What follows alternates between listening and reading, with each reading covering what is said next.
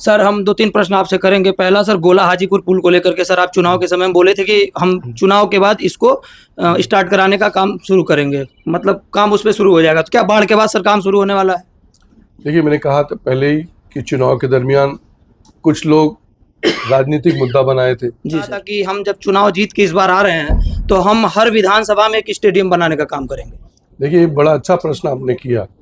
चिल्लूपार विधानसभा में एक स्टेडियम है अपने बड़हलगंज में जी। हम लोग क्या सीमेंट फैक्ट्री लगेगी वहाँ पे?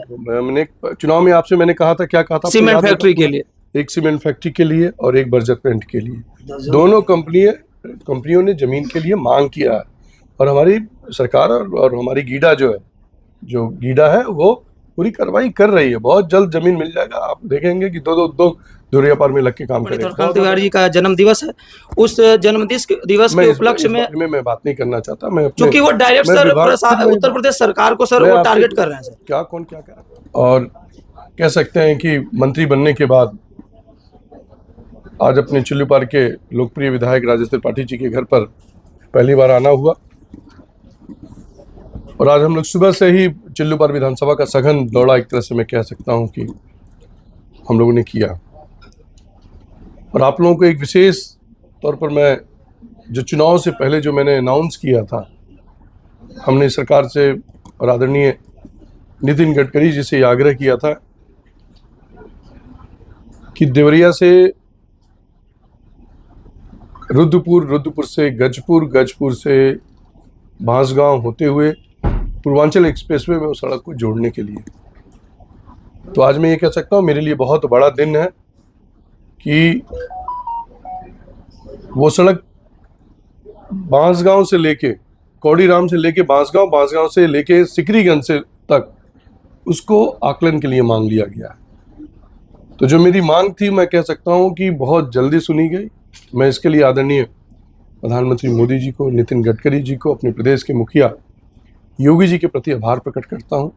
कितनी बड़ी सड़क जो हम लोग चाहते हैं, और ये सड़क बन जाने से मैंने लगातार ये कई बार कहा है कि ये सड़क बन जाने से एक तो गोरखपुर से लखनऊ की भीड़ भी कम होगी और अगर जो हम लोग पूर्वांचल एक्सप्रेसवे से जाएंगे तो हमारा समय भी कम होगा। तो जहाँ हमारी भीड़ कम हो रही है वहीं हमारा समय भी कम हो रहा है और एक सुलभ यात्रा लोग कर सकते हैं। दूसरा, आज हम लोगों ने राम जानकी मार्ग का हम लोगों ने निरीक्षण किया, उसकी काय की प्रगति क्या है। करीब 34 किलोमीटर का जो टेंडर हुआ था वो अपने प्रगति पर है, काम चल रहा है और उम्मीद करते हैं कि आने वाले जून 25 में वो कार्य करके हम लोग को देने का, जैसा कि उन लोगों ने कहा है। तो जो चुनाव से पहले हमने घोषणा किया था अपने विधायक जी के नेतृत्व में, ये जो 2 बड़े कार्य थे उसको हम लोगों ने कराने का काम किया है। और ऐसे तमाम कार्य हैं जो हम लोगों ने चुनाव के दरमियान हम लोगों ने कहा था। फिर उसी बीच में हम लोगों ने ITI का भी दौरा किया।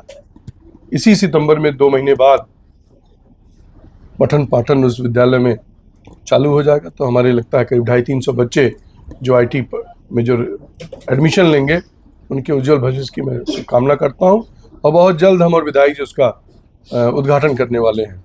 तो आज का ये दौरा हमारा क्षेत्रीय दौरा था और अपने विभाग से, जो हमारा विभाग है RD ग्रामीण विकास, और हमारे क्षेत्र तो पूर्वांचल का सबसे, मैं कह सकता हूँ कि नदियों के बीच का ये क्षेत्र है और हमारे विभाग का सही उपयोग प्रधानमंत्री सड़क योजना के अंतर्गत हम लोग प्रयास करेंगे ज़्यादा से ज़्यादा काम अपने, हमारा ही क्षेत्र नहीं, मंत्री के तौर पे एक नहीं कि बांसगांव, हमारे इधर पूर्वांचल के जितने भी हैं उत्तर प्रदेश के हमारे 12-13 जो लोकसभा है, मैं प्रयास करूंगा कि ज़्यादा से ज़्यादा लोगों को हमारे विभाग का लाभ मिले। ऐसा हमारा। बाकी आप लोगों को पूछना, कुछ ग्रामीण ऐसे एरिया हैं जो प्रायः बाढ़ की विभीषिका में महरूम हो जाया करते हैं, उनके लिए क्या कुछ, चूंकि अब एक केंद्र का भी आपके ऊपर दायित्व है, तो ऐसे में क्या? नहीं, बिल्कुल हम लोग का ये हमेशा प्रयास रहा है कि बाढ़ की विभीषिका से कैसे हम लोग अपनी जनता को निजात दिलाएं, बंधों का सही टाइम पर मरम्मत हो जाए, अच्छे से पिचिंग हो जाए, उसकी मजबूती के लिए काम हो।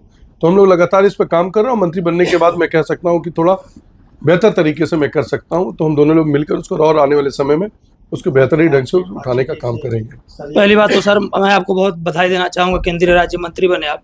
सर हम 2-3 प्रश्न आपसे करेंगे। पहला सर, गोला हाजीपुर पुल को लेकर के सर आप चुनाव के समय में बोले थे कि हम चुनाव के बाद इसको स्टार्ट कराने का काम शुरू करेंगे, मतलब काम उस पर शुरू हो जाएगा, तो क्या बाढ़ के बाद सर काम शुरू होने वाला है? देखिए, मैंने कहा था पहले ही कि चुनाव के दरमियान कुछ लोग राजनीतिक मुद्दा बनाए थे। जी सर। कुछ लोग पानी में बैठ गए थे, कुछ लोग धुरिया पार के भी सड़क को राजनीति करने का काम किया। और मैंने कहा था कि मुख्यमंत्री जी से, आपको याद होगा जब धुरिया पार के सड़क का शिलान्यास आदरणीय मुख्यमंत्री जी ने किया था, उसी मंच से हम लोगों ने कहा था कि दोनों कार्य को हम लोग अविलंब चालू कराने का काम करेंगे। धुरिया पार की सड़क चालू हो गया है, बरसात के बाद चालू हो जाएगा, पैसा स्वीकृत हो गया, टेंडर की प्रक्रिया चालू हो गई। और जहाँ तक हाजीपुर पुल की बात है, बहुत जल्द हमारी लगातार हम लोग के आदरणीय मुख्यमंत्री जी से विधायक जी की वार्ता चल रही है, बहुत जल्द उस पर भी कोई ना कोई निर्णय हो जाएगा ताकि यहाँ के लोगों को सुलभ हो जाए। सर उसी इंटरव्यू के दौरान आपने कहा था कि हम जब चुनाव जीत के इस बार आ रहे हैं तो हम हर विधानसभा में एक स्टेडियम बनाने का काम करेंगे।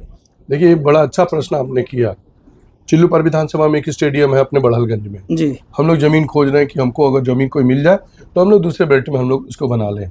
बांसगांव में ऑलरेडी हमने शिलान्यास के लिए हम लोग बहुत प्रगति है, जमीन चिन्हित हो गई है, मुख्यमंत्री ने अनाउंस कर दिया है।